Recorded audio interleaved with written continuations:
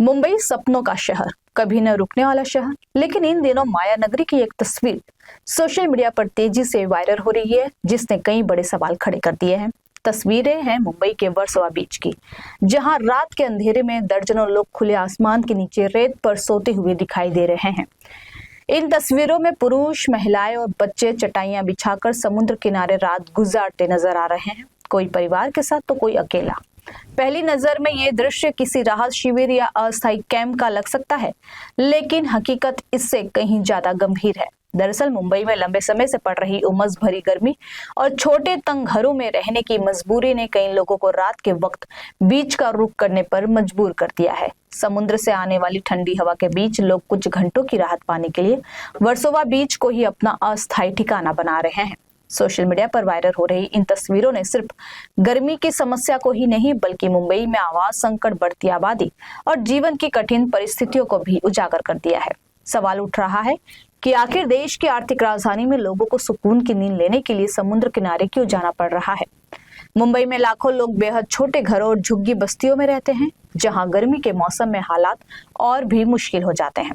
कई घरों में पर्याप्त वेंटिलेशन नहीं है, तो कहीं बिजली और पंखों की सुविधा भी सीमित है। ऐसे में रात के समय खुले वातावरण में सोना कुछ लोगों के लिए मजबूरी बन जाता है। हालांकि वर्सोवा बीच पर सोते हुए लोगों की तस्वीरों को लेकर सोशल मीडिया पर अलग अलग प्रतिक्रियाएं सामने आ रही हैं। कुछ लोग इसे मुंबई की भीषण गर्मी का असर बता रहे हैं, तो कुछ इसे शहर में बढ़ती आर्थिक असमानता और आवास संकट का प्रतीक। वहीं कई यूजर्स का कहना है कि समुद्र किनारे सोना स्वास्थ्य और सुरक्षा दोनों लिहाज से जोखिम भरा हो सकता है। इन वायरल तस्वीरों ने प्रशासन और नीति निर्माताओं के सामने भी कई अहम सवाल खड़े कर दिए हैं। क्या महानगरों में रहने वाले लोगों को बेहतर आवास और बुनियादी सुविधाएं मिल पा रही हैं?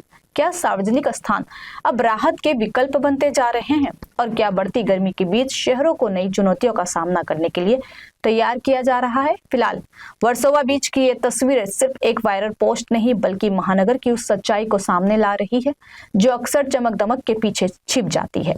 मुंबई की रफ्तार भरी जिंदगी के बीच यह दृश्य याद दिलाता है कि विकास की दौड़ में आज भी बड़ी संख्या में लोग बुनियादी सुविधाओं और आरामदायक जीवन के लिए संघर्ष कर रहे हैं।